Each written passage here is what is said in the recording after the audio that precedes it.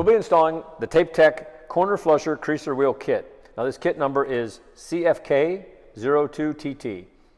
On the back, of course, on the card, you can see the flushers that it fits on. This is unique to TapeTech, so it'll only be on TapeTech flushers. So we're going to open it up, take a couple parts out. This is what the wheel is mounted to onto the flusher. We have a wheel. Then we have some small parts here in the kit. We have a little axle or bushing that goes in there.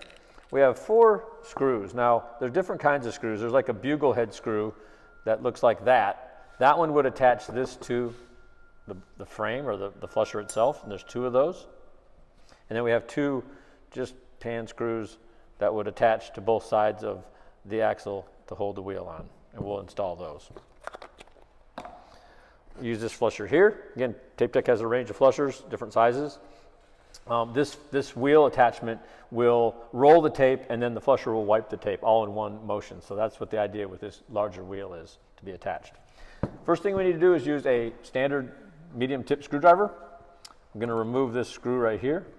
This just holds this little press fitting that holds onto your compound tube or your handle. It's just a spring, and we have to remove that. It won't fly out or anything. It's not under pressure. This little screw just keeps it from moving when you're working. So we'll just take that out, set that over here. Now, there's 2 ways you can look at this. You can take you have the flusher, and then you have this piece. This would be incorrect to have it this way. We need to turn it around this way and attach it so that it's facing out. So the wheel will be protruding out from the face of the flusher, okay? So on the back here, we have 2 holes. There's one here and here. And we just set that in. And if you look real close here, you can see this is recessed. So that's why we're going to use this specific bugle head screw. It just kind of fits down in there, and it tightens up and holds to the casting. And we just tighten this up. Just turn a couple turns. It's fairly shallow, but once you get it tight, good. Put the top one in.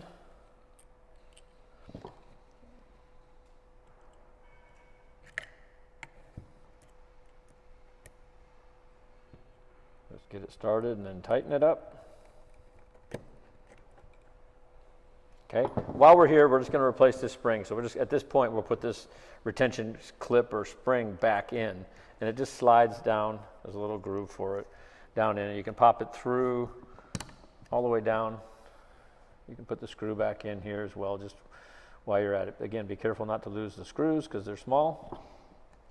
You can just tighten this one in here.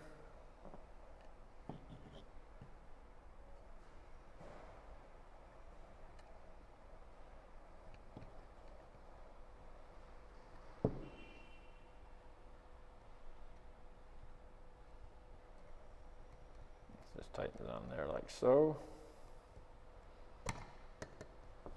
Okay, so now we have to install the wheel here onto this part right here. But first we need to put the axle or the bushing in between here. Okay, so we have these 2 screws, 1 for each side. And when you do this, you have to kind of hold one side with your finger and then line up the other so you can see the threads. And you just basically tighten this one in there. Once you get it moving, you just tighten it up. Just slightly. On the other side, we're going to do the same.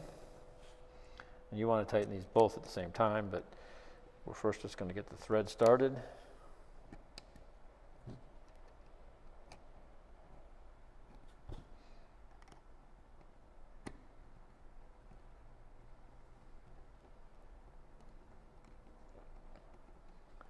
Now at first, when it's loose, these are both going to turn. So you're going to need to take a screwdriver on both sides and hold one side with the screwdriver and then turn the other.